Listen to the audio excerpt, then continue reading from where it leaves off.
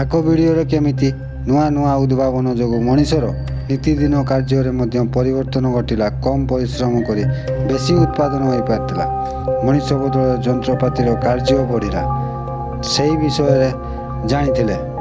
ଏବଂ ବୟନ ଶିଳ୍ପରେ କିପରି ନୂଆ ନୂଆ ବୈଜ୍ଞାନିକମାନେ ନୂଆ ନୂଆ ଯନ୍ତ୍ରପାତିର ଆବିଷ୍କାର କରି କିପରି ତୁଳାରୁ ସୂତାକୁ ବାହାର କରାଯିବ ତାହା ସହଜସାଧ୍ୟ କରିପାରିଥିଲେ, ତାହା ପାର୍ଟ 1 ଭିଡ଼ିଓରେ ଆମେ ଆଲୋଚନା କରୁଛେ। ତେବେ କ'ଣ କ'ଣ ଉଦ୍ଭାବନ ହେତୁ କେଉଁ କାମଟି ସହଜ ହୋଇପାରିଥିଲା ତାହା ଜାଣିଥିଲେ। ଏବେ ଆମେ ଜାଣିବା ଲୌହ ଓ କୋଇଲା କେମିତି ଶିଳ୍ପ ବିପ୍ଳବର ଆଉ ଏକ ମୁଖ୍ୟ ଉତ୍ସ ହୋଇପାରିଥିଲା। କଳକାରଖାନାରେ କଳକବଜା ତିଆରି କରିବା ପାଇଁ ଲୁହାର ଚାହିଦା ବଢ଼ିବାରେ ଲାଗିଲା। ଫଳରେ ଲୁହାକୁ ତରଳାଇବା ପାଇଁ ଶିଳ୍ପର ଆବଶ୍ୟକତା ବହୁତ ପରିମାଣରେ ଅନୁଭୂତ ହେଲା। ଲୁହା ପଥରକୁ ତରଳାଇ ଲୁହା ବାହାର କରିବା ପାଇଁ କାଠ ଓ କୋଇଲାର ବ୍ୟବହୃତ ହେଉଥିଲା, କିନ୍ତୁ ଏଥିରୁ ପ୍ରଚୁର ପରିମାଣରେ ଧୂଆଁ ନିର୍ଗତ ହେଉଥିବାରୁ ଲୁହା ତରଳାଇବା କାର୍ଯ୍ୟ ସୁରୁଖୁରୁରେ ହୋଇପାରୁନଥିଲା। ଆବ୍ରାହମ ଡାର୍ବି ନାମକ ଜଣେ ବ୍ୟକ୍ତି ଧୂମ୍ରହୀନ କୋଇଲା କୋକ୍ ଉଦ୍ଭାବନ କଲେ। ଏହା ଫଳରେ ନିଆଁର ଆଞ୍ଚ ବହୁ ଗୁଣିତ ହେଲା ଏବଂ ଏହା ଲୁହା ପଥରକୁ ତରଳାଇ ଶୁଦ୍ଧ ଲୁହା ଉତ୍ପାଦନ କରିବା ଦିଗରେ ସହାୟକ ହେଲା। କୋଇଲା ଖଣିରେ କାମ କରୁଥିବା ବେଳେ ନିଆଁ ଲାଗିଯିବା ଫଳରେ ବହୁତ ଦୁର୍ଘଟଣା ଘଟିବାକୁ ଲାଗୁଥିଲା। 1815ରେ ହମ୍ଫ୍ରି ଡେଭି ନାମକ ଜଣେ ବ୍ୟକ୍ତି ନିରାପଦ ବତୀ ସେଫ୍ଟି ଲ୍ୟାମ୍ପ ଉଦ୍ଭାବନ କଲେ। ଏହି ବତୀର ଉଦ୍ଭାବନ ଦ୍ୱାରା ଖଣି ଆଲୋକିତ ହେବା ସହିତ ଖଣିରେ ନିଆଁ ଲାଗିବାର ସମ୍ଭାବନା ମଧ୍ୟ ଦୂର ହେଲା।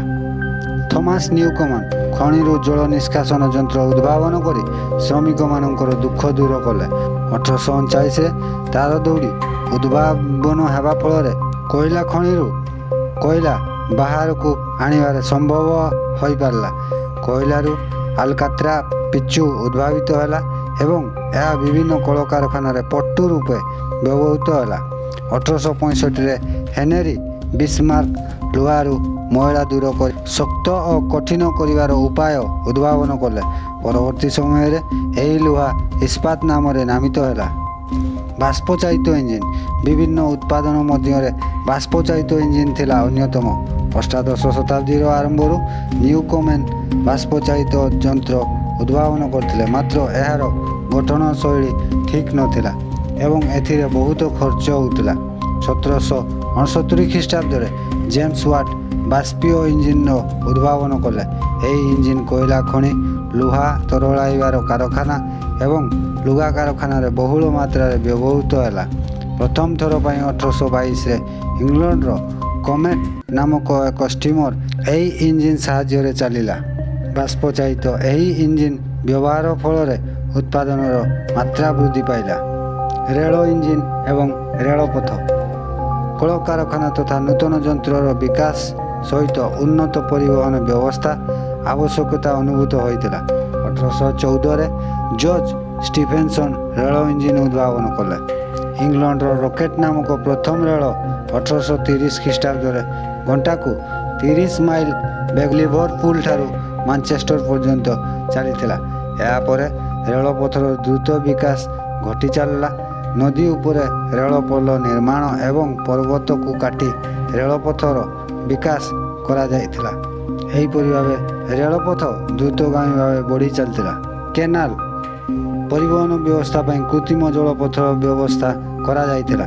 1761 ଖ୍ରୀଷ୍ଟାବ୍ଦରେ ଜେମ୍ସ ବ୍ରିଡେଲଙ୍କ ଦ୍ୱାରା ଅର୍ସେଲ ଠାରୁ ମାଞ୍ଚେଷ୍ଟର ପର୍ଯ୍ୟନ୍ତ କେନାଲ ଖୋଳାଯାଇଥିଲା। ଏହାପରେ ଇଂଲଣ୍ଡର ବିଭିନ୍ନ ସ୍ଥାନରେ କେନାଲମାନ ଖୋଳାଯାଇ ଶିଳ୍ପର ବିକାଶକୁ ତ୍ୱରାନ୍ୱିତ କରାଯାଇଥିଲା। ରାସ୍ତା ପରିବହନ ବ୍ୟବସ୍ଥାକୁ ସଫଳ କରିବା ପାଇଁ ପକ୍କା ରାସ୍ତାର ଆବଶ୍ୟକତା ଅନୁଭୂତ ହୋଇଥିଲା। ପକ୍କା ସଡ଼କ ନିର୍ମାଣ କ୍ଷେତ୍ରରେ ମେଟକାଲଫ ଏବଂ ଥମାସ୍ ଟେଲଫୋର୍ଡ ପ୍ରାଥମିକ ପଦକ୍ଷେପ ନେଇଥିଲେ, ମାତ୍ର ଲୌଡନ୍ ମାକ୍ ଆଡାମ ଚିପ୍ସ ବା କ୍ଷୁଦ୍ର ପଥର ଖଣ୍ଡ ବ୍ୟବହାର କରି ପକ୍କା ସଡ଼କ ନିର୍ମାଣ କରିବା କାର୍ଯ୍ୟ ପ୍ରଥମ ଥର ପାଇଁ ସମ୍ପନ୍ନ କରିଥିଲେ। ଏହା ପରିବହନ କ୍ଷେତ୍ରରେ ଶିଳ୍ପ ବିପ୍ଳବକୁ ତ୍ୱରଣ ଯୋଗାଇଥିଲା। କ୍ରମଶଃ ଶିଳ୍ପ ବିପ୍ଳବ ଇଂଲଣ୍ଡରୁ ପରିବ୍ୟାପ୍ତ ହୋଇ ଆମେରିକା, ଫ୍ରାନ୍ସ, ଜର୍ମାନୀ, ବେଲଜିୟମ ତଥା ୟୁରୋପର ଅନ୍ୟାନ୍ୟ ଦେଶଗୁଡ଼ିକୁ ବ୍ୟାପି ଯାଇଥିଲା। ଯନ୍ତ୍ରପାତିର ଉଦ୍ଭାବନ ଇଂଲଣ୍ଡରେ ପ୍ରଥମ ଶିଳ୍ପ ବିପ୍ଳବ ଆରମ୍ଭ ହୋଇ ଏହା ୟୁରୋପ ଓ ଅନ୍ୟାନ୍ୟ ଦେଶଗୁଡ଼ିକୁ ପ୍ରସାରିତ ହୋଇଥିଲା।